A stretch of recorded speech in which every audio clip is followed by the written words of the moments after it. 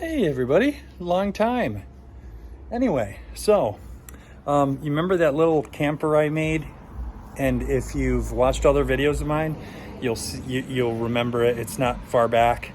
Well, I kind of sold it, but I sold it to a guy who was living in his car, and it gave him a space.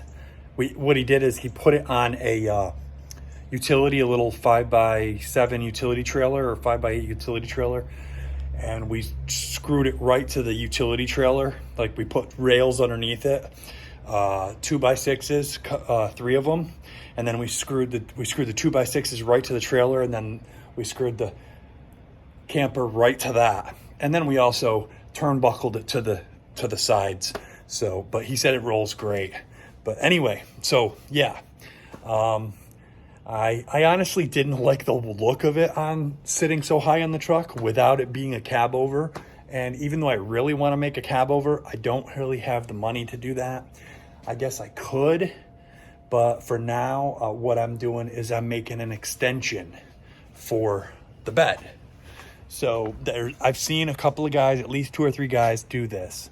And basically what it's going to do is I'm gonna be able to slide it in and out of the bed, and you'll see as we go along what I mean. First thing I'm doing though is working on the floor, because I want to get a stable floor in the bed of the truck, and then we're going to work on the framing. So yeah. So the first thing I'm doing is I'm measuring, or I measured from the back corner to that corner there, because of where the wheel wells are, and this only being a 5.5 foot bed, or 5 foot, or whatever it is. I need extra space for my feet when I do camp out, so or go on any road trips. So I measured from that corner to there, and it's 27 inches, and from that side to this side is 42.5. And I'm basically going to leave a space in the middle for when I push it in, okay? And then when I pull it out, there's going to be a board that drops down in between to make it nice and flat. Cut 1, all done. Okay, guys and gals, so here is what I have going so far. This is all just in the first hour, and I'm not using any plans. I'm literally just measuring, thinking of what I want, measuring, cutting, putting it together, and this is what's come out so far. So I did the platform first, front to back, like I said. Measured how high it is from the top of the wheel well to the top of this, and then from the floor to that, and fits perfectly under the front. And now what I'm going to do is make shelves on both sides. So that I'd rather start in there and get all that area done first. That way I don't have to go back and say, oh yeah, by the way, I want to build this and this and this.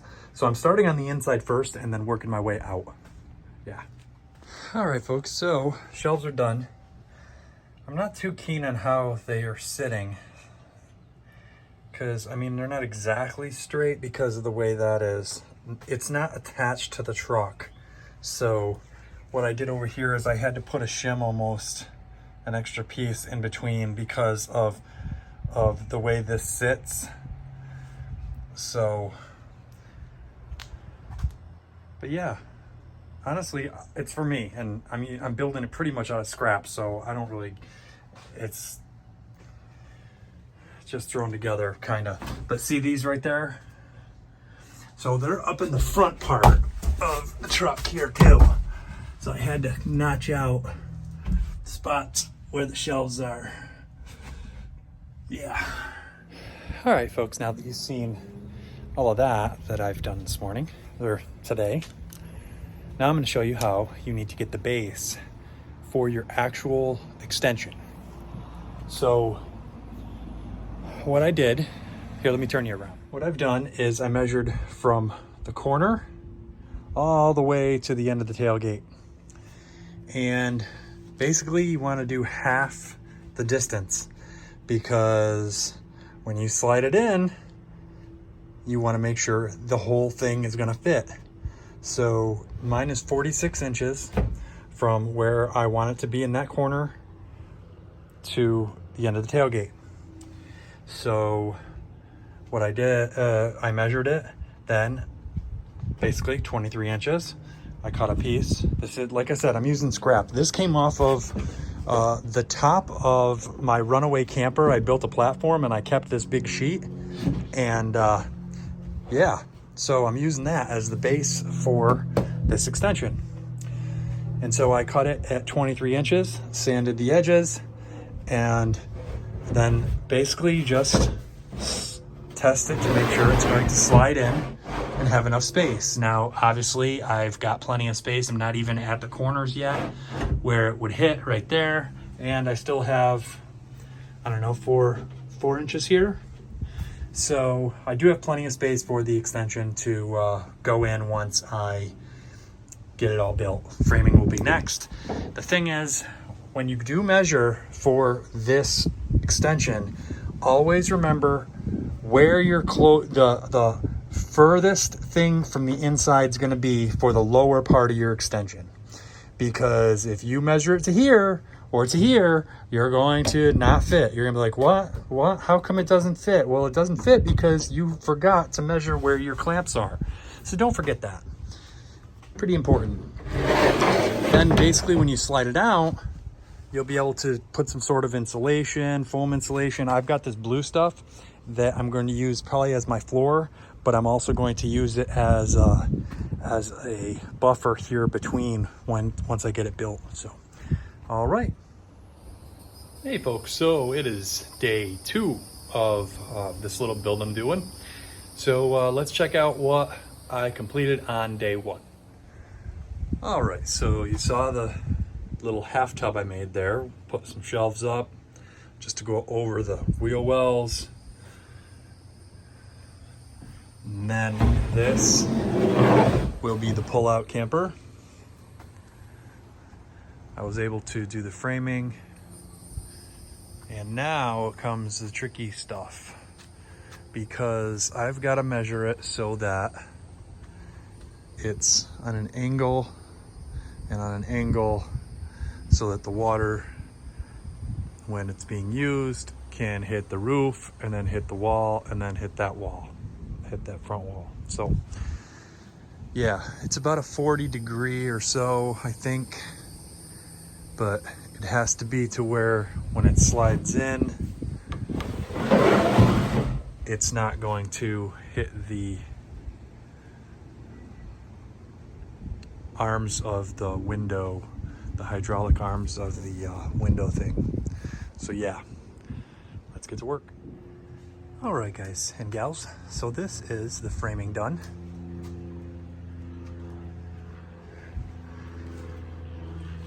So basically, one step at a time. Corners, no, excuse me, the base all the way around, then the corners, 4 corners, then where you want your door.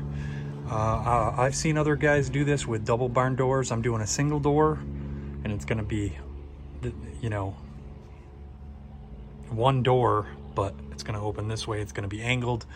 And then this hole here is for an air conditioner, in case I'm traveling during the summertime or for any reason, really. I'm gonna eventually make a door for that to where I can slide the air conditioner in. And after you do all of the base, you put on your cross beams. This is obviously where I want my door to go, so I used a 2x3 on the sides for be able to put the hinges on. And then is this fun part of trying to put the angles. Now these angles here are about a 40 degree angle, and these on this side are, I want to say 20 or 30. I'm not sure, let me look. 20. Okay, so that angle there and that angle there offset 20 degrees each. And then on the front piece, I used a 1x2 because you put all of this on first including this. So I wanted to keep the weight down a little, and then I finally put the final braces on. Now when I do this, I always drill a small hole first, a pilot hole, then I put my screw in, because I don't want it to crack. I mean, this is pretty light wood, so trying to keep it light. But that's it. That's the frame. Hey everyone. So I am back on day 3 of this. I'm not really doing a lot today, just kind of buttoning up a few little things. Cutting out, well, I'm trying to figure out the sides, and I'll show you what I'm doing. Okay, so this is where I finished on day 2. After my second day of working on this little truck extension thing. So what I'm doing now is I'm trying to get these side pieces. Now what I've done is taken a piece of cardboard and went right to the end of the top. Well, it was this rectangular cardboard box, you know, I just traced it out. It's gonna overhang down here a little bit, and that's where I'm gonna screw it in to there. And then there's the side there that's gonna screw into. And then I will figure out those front triangles there after I get these pieces in. Okay everyone, so worked really good with the sides. I used a piece of cardboard, like I said, there it is right there. And I basically put the rectangular piece of cardboard up and then drew on the back where I wanted it to go. So I have a little overhang down there that the rain will run off the sides. And then it's the same for the roof. This side was a little bit more difficult just because for some reason it didn't exactly match up, but that's okay. So in the roof, what I wanted to show y'all is I didn't have this piece in there, and I still don't really, but when I put on my roof, what I did is I wanted to leave a 1/4 inch overhang on the sides, right? On each side. But if you look under here, I'm gonna have a gap. So it's always handy to have these little 1x2s around, because I've got a few laying around, and I found one that will fit right in here, this little gap. And once I get it screwed on, there won't be a gap. So I'm gonna screw the 1x2 right into that, the top of the frame there. And then I'll screw the ceiling into where it needs to be, for the roof. Yeah, buddy. Hey everybody. So it's kind of rainy today. I've been helping my friends after my friend, Miss Betty, elderly lady that I've been helping the last 4 or 5 years, passed away a couple weeks ago. I've been helping her son and daughter clean up around the house. So when I'm not mowing, I've been helping them. But was able to get the outside looking pretty nice. So hopefully the sale goes well of the house. So I wanted to show you what I'm doing next. I'm putting on 2 pieces on either side of the door on the upper part of this. And yeah, let's turn you around. Okay, so what I did is I took a cardboard box, like a Home Depot box, you know, moving box type thing. And I cut it to about the width, and then basically just traced out where I wanted to cut it from the underside. And I made like, it's kind of like, you know, a stencil. And then I just trimmed out the piece of wood and sanded it and put it on. Now I wanted it to be a little bit longer to overhang this door so the water will run down, and it was, but then I couldn't open the door the correct way, so I trimmed it a little bit. I'm gonna put a little bit of wood filler up in there all around, because if you look in through here, you'll see there is a little gap right there. So, and then up the sides, we're gonna put wood filler in, we're gonna caulk it and make it look nice, and make it look, or make it so that it isn't, you know, water don't get in if it rains while it's in use. And then I did the same thing to this side, you know, took this stencil basically and cut a piece out. It's over there, and I'm gonna go ahead and put it on. Okay, so this is what it looks like without the door. Now that's, like I said, that's gonna be where my AC goes. I made it exactly the right thickness and sanded it down. This side, now the door is gonna be up and down and then at an angle and then put together.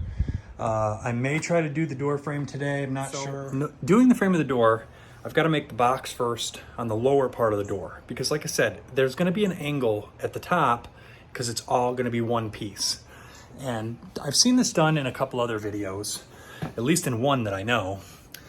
And the guy, he made barn doors, whereas I only have a single door because I made a space for my air conditioner. So yeah, so I'll have one door on it, and I'll turn you around and show you what I've done and how I'm doing it. Okay, so what I've done is I've decided I'm gonna leave a 1/2 inch on this side so that when the door closes, it definitely clears, has space for clearing, you know, the corner of the door here to clear.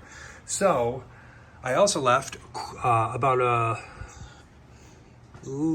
almost a 1/2 inch, probably 3/8 of an inch on this side for the hinge. And then what I'll do is I'll put weather stripping on the back of the door so that when it does close, or at least on this part here, so that when it does close, everything seals. So yeah, I'm making that. Now, when I decided to, after I got my measurement for the bottom, I took my other cross piece that I'm gonna use for the top, and I put it here, made a mark underneath, and then I just measured from where it's going to sit to here so that I know how long to make this piece. And I'm gonna get that together, and then I'll figure out my angles, because that's the angle I need right there. And I didn't write it down, but don't tell anyone. All right. Okay, folks, so the tricky part about this is the angles, being that everything is on an angle. So the same with making the door, I am using 40 degrees on these lower angles. And so I basically measured how much I want on each side. So I've got a 1/2 inch on this side from the inside here to here. And then I've got 3/8 of an inch on this side, just to leave enough of a gap so that everything closes. And then I'll put on the you know, edging, sealant stuff after I get it together. So here is the door frame. I had to cut a little bit off the top because when it opens, the thickness of the door doesn't clear the frame. So the top is going to have a bit wider outer plywood, and then it'll have the seal underneath that. But yeah, so now in order to get the hinge onto the door, the first thing I'm doing is I measured this plywood down, or this spot here for the plywood. I'm gonna cut that out and then put that plywood on. Then I'll be able to put on the hinges and I'll have an actual working door. All right, folks, so this is actually the finished product.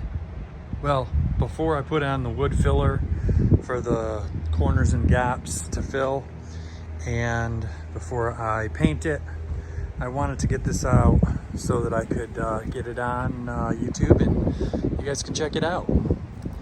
I've already laid in it, tested it out. I even made my own little handle, look at that. Took 2 big old eye hooks and a actual climbing carabiner. That's my handle. For the inside, I have the bolt latch at the bottom and the top up here. That keeps it closed. And for now, this is the air conditioner door, and it's just a small little latch. But I am going to get something else, of course.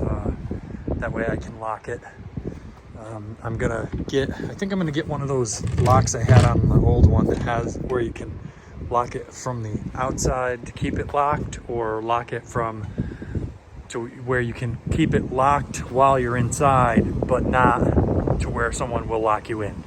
So I think I'm gonna do that. So yeah, that's it, man. The door opens most of the way. I put an extra piece of wood there just to keep the bolt lock, the bolt latch thing secure.